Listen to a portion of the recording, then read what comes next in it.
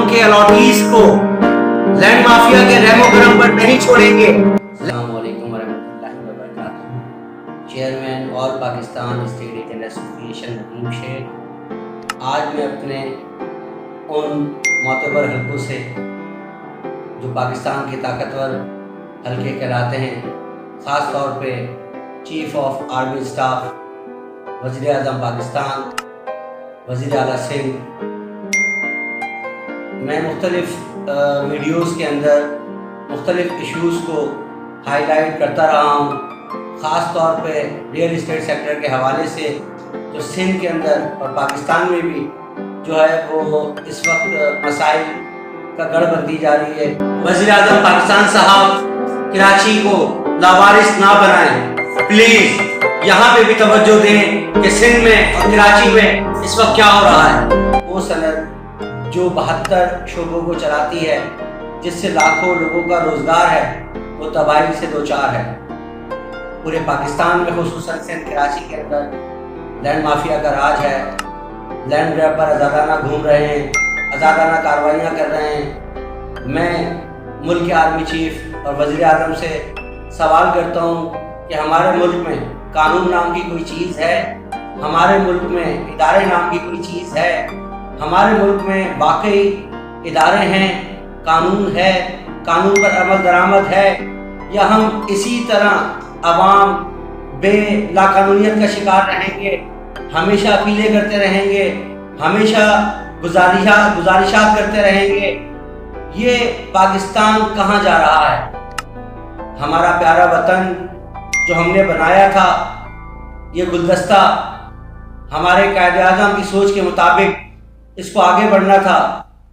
ये ब्यूरोक्रेसी, ये ब्यूरोक्रेट इसको खोखला कर रहे हैं। Chief justice of Pakistan tehsil town में हालिया कब्जों की तहकीकात करवाएं और साथ रिकॉर्डिंग इंडस्ट्री की अभी वैलिडिटी हुई है, उसकी आज़ादाना और मुंसिफाना मुकम्मल तहकीकात करवाएं। इस मुल्क की बुनियादें मजबूत करने के बजाय बुनियादें काटी जा रही हैं। वो इदारे जो मुल्क का तहफ़्फ़ुज़ करते हैं, वो इदारे जो कानून पे अमल दरामद करवाते हैं, वो इदारे जो मुख्तलिफ़ शोबों के लिए बनाए जाते हैं, मुख्तलिफ़ शोबों की ज़िम्मेदारियाँ होती हैं, वो इदारे कहाँ हैं? मैं आर्मी चीफ साहब से अपील करूँगा कि तहसील टाउन में जो इस वक्त कब्ज़े हो रहे हैं उसकी आज़ादाना तहकीकात करवाएं। इस वक्त नैब कहाँ है? इस वक्त इन्फोर्समेंट का डिपार्टमेंट कहाँ पर है? इस वक्त FIA कहाँ पर है? एंटी करप्शन कहाँ पर है? LDA, KDA, MDA का जो डिपार्टमेंट है वो कहाँ है? हुकूमत सिंध और हुकूमत सिंध के वज़रा कहाँ हैं? जिस तरह सोची समझी साजिश के तहत ख़ास तौर पे कराची की ज़मीनों को टारगेट बनाया जा रहा है, लैंड ग्रैबर्स के हवाले किया जा रहा है, और मैं बार बार बोल रहा हूँ MDA के क्रैफ्ट अफसरान की सरपरस्ती में ये काम हो रहा है। तो लैंड माफिया सुन ले कि कराची स्टेट एजेंट एसोसिएशन तहसील टाउन के अलॉटीज के साथ शाना बशाना खड़ी है। चीफ ऑफ आर्मी स्टाफ वज़ीर आज़म पाकिस्तान इसका नोटिस लें, तहकीकात करें।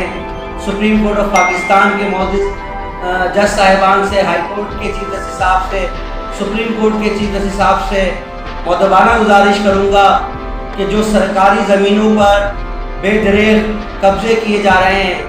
कराची में एक टाइम था जब STO के ऊपर और रफ़ाई फलाई प्लाटों पे कब्ज़े किए जाते थे। अब आवाम के बैलेट प्लाटों के ऊपर मनसूबा बंदी के तहत इदारे की सरपरस्ती में जो है वो कब्ज़े किए जा रहे हैं। ये वो गरीब पाकिस्तानी हैं, ये वो गरीब लोग हैं जो बज़ाहिर तो जो है वो आपको बहुत कमज़ोर नज़र आते हैं, मगर यही नाइंसाफ़ियाँ अगर बढ़ती चली जाती हैं तो वो सर उठाते हैं।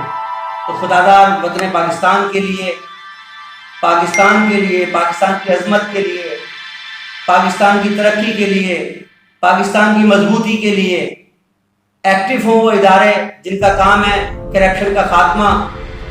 ये बढ़ती हुई लैंड ग्रैपिंग जो MDA तहसील टाउन स्कीम 45 में पहले सेक्टर 11 से शुरू हुई थी, 47, 38 اور اب سیکٹر 77 میں بھی حالیہ ہفتوں کے اندر لینڈ مافیا سرگرم ہو گئی ہے.